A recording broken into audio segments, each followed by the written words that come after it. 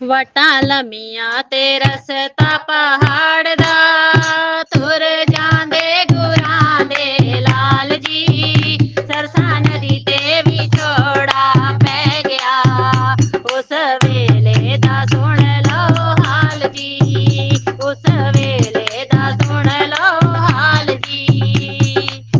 ਰਾਤ ਹਨੇਰੀ ਬਿਜਲੀ ਲਿਸ਼ਕੇ, ਰਾਹ ਜੰਗਲਾਂ ਦੇ ਪੈ ਗਏ ਨੇ। ਰੇਸ਼ਮ ਨਾਲੋਂ ਸੋਲ ਸਰੀਰ ਨੂੰ ਦੁਖੜੇ ਸਹਿਣੇ ਪੈ ਗਏ ਨੇ। ਛੋਟੀ ਉਮਰ ਦੇ ਦੋਨੋਂ ਬਾਲ ਜੀ, ਮਾਤਾ ਗੁਜਰੀ ਉਹਨਾਂ ਦੇ ਨਾਲ ਜੀ। ਸਰਸਾ ਨਦੀ ਤੇ ਵਿਛੋੜਾ ਪੈ ਗਿਆ, ਉਸ ਵੇਲੇ ਦਾ ਸੁਣ ਲਓ ਹਾਲ ਜੀ। ਵਾਟਾਂ ਲੰਮੀਆਂ ਤੇ ਰਸਤਾ ਪਹਾੜ ਦਾ, ਤੁਰ ਜਾਂਦੇ ਗੁਰਾਂ ਦੇ ਲਾਲ ਜੀ। ਸਰਸਾ ਨਦੀ ਤੇ ਵਿਛੋੜਾ ਪੈ ਗਿਆ, ਉਸ ਵੇਲੇ ਦਾ ਸੁਣ ਲਓ ਹਾਲ ਜੀ।